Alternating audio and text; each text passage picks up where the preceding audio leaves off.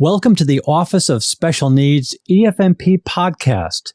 This is an official podcast of the Defense Department. I'm Bruce Moody.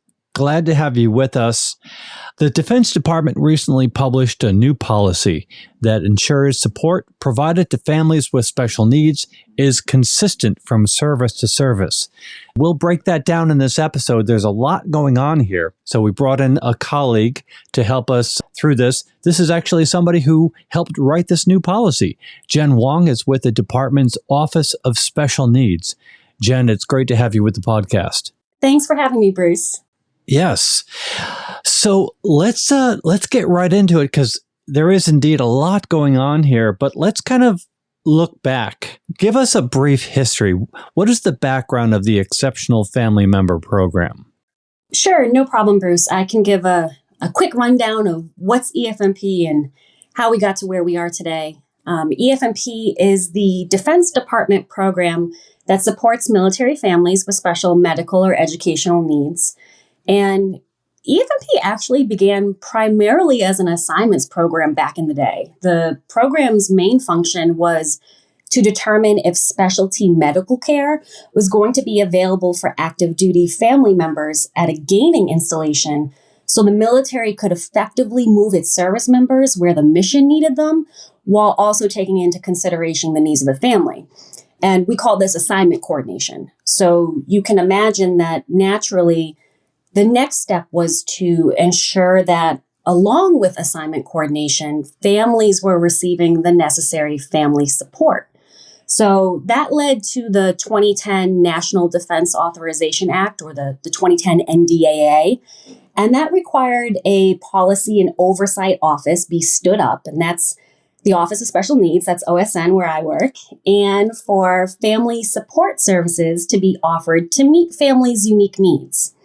Well, each branch of service facilitated EFMP with some variances to meet their own service's unique mission and needs. And this could be confusing for families. So fast forward to the NDAA of 2021, that then requires that EFMP become more standardized across the services. So OSN and leaders and subject matter experts from all branches of service worked together collaboratively to identify some of those pain points we've heard from families. Where are the significant variances? Where could there be more transparency? How can we drill down some specifics in the policy so when EFMP is carried out, families know what to expect and they encounter a more similar experience no matter where they are? So from this work, the policy, which is DOD 131519, the DOD instruction, was updated, enhancements were made to EFMP, and the policy was reissued June 2023. And so I would say families should know two things. The first thing is that those enhancements to EFMP, they're not going to happen overnight. It's a rolled out approach. So we are trying to make this as seamless as possible for families. And number two, families should know that the work doesn't stop here. Standardization isn't a one-time thing and then we're done. Standardization is a process of continuous improvement to meet families where they are. And, Bruce, we're prepared to put that work out.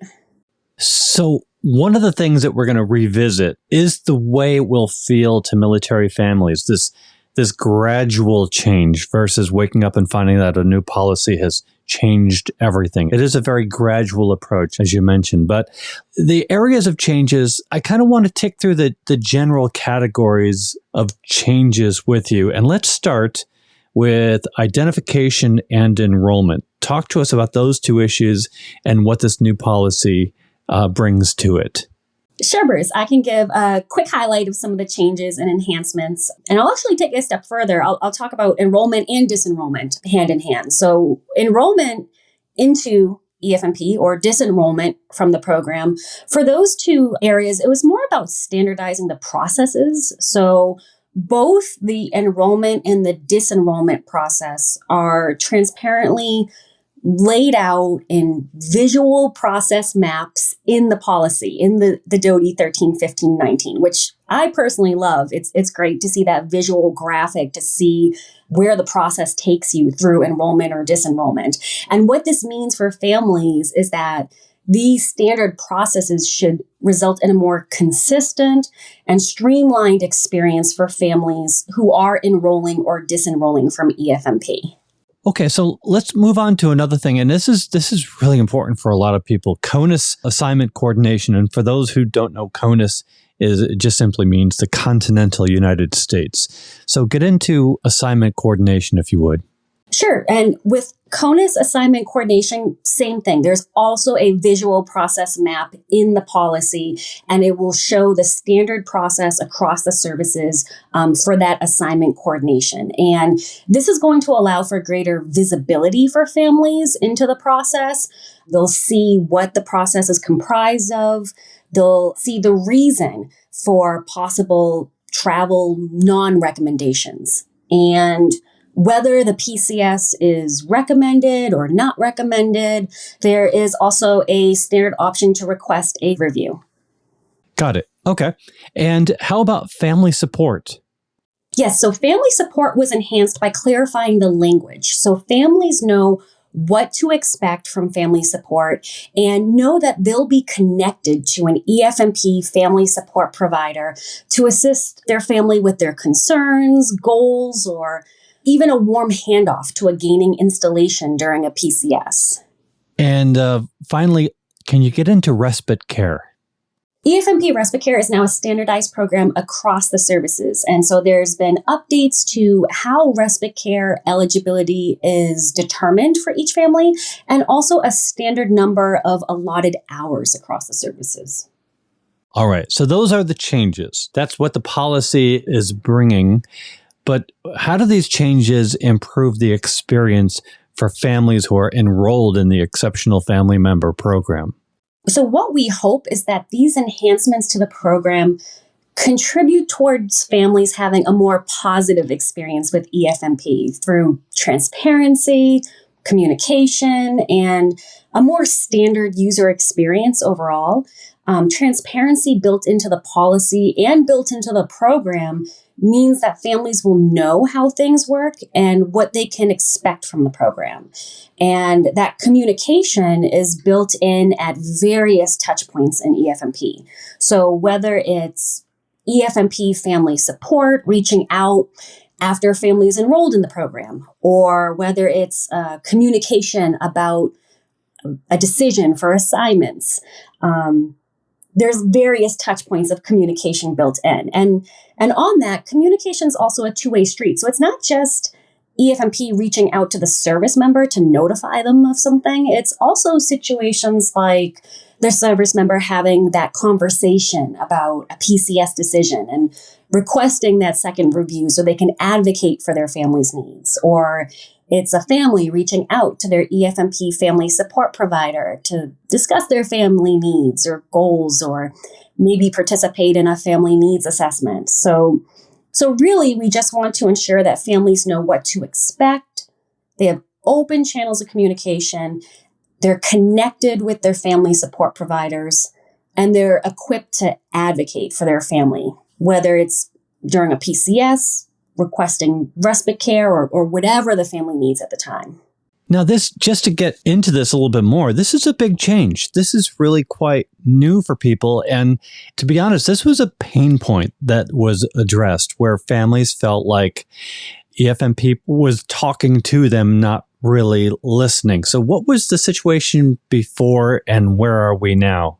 Absolutely. So it's been an evolution of the program, moving from assignments to incorporating family support to then incorporating feedback about how the program can grow to meet families where they are. And so through the evolution of that process, that sort of took us to where we are today, to updating the policy, enhancing the program, and trying to make those positive changes for families. And it's a top priority and it's continuous. So like I said earlier, it doesn't just stop here. What's great is that with some of these new program enhancements also came new opportunities to collect some data for monitoring, for oversight. That data is going to help us drive changes to continue to enhance the program and make sure we're effectively meeting families' needs. But honestly, it's not just about the data. We want to hear from families too. And so there's a variety of ways to provide feedback, whether it's through MilitaryOneSource or through your branch of service or speaking with your local EFMP provider. So I do encourage listeners to continue on with this series. Listen to each episode that goes into more detail, breaking down some of the program enhancements. And, in that final episode, we'll go more into a little bit about monitoring and oversight, which is family feedback and what's to come in the future.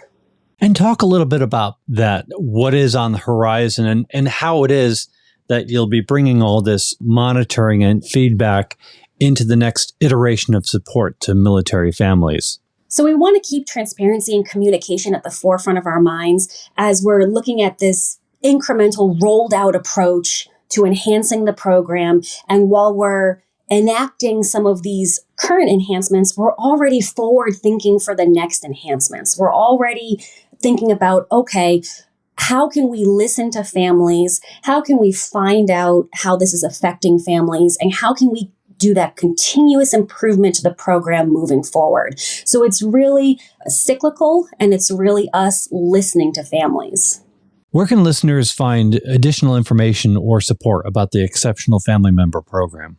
For more information or support, the first stop I would recommend is your installation EFMP family support provider. They are a go-to to ask any questions about the policy, about EFMP, and about support available to your family. You can also contact MilitaryOneSource directly by phone or set up a live chat. And you can also visit the really helpful EFMP and Me digital tool. That's on MilitaryOneSource, and that's at EFMPandme.MilitaryOneSource.mil.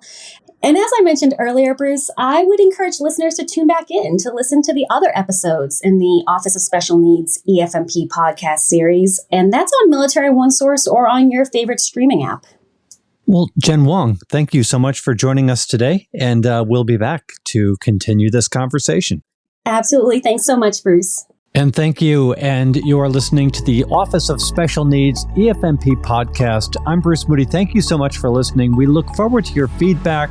We have a link in the program notes. You can send us your thoughts, questions, and be sure to subscribe to this podcast wherever you listen to your podcast. Thank you for listening. Take care. Bye-bye.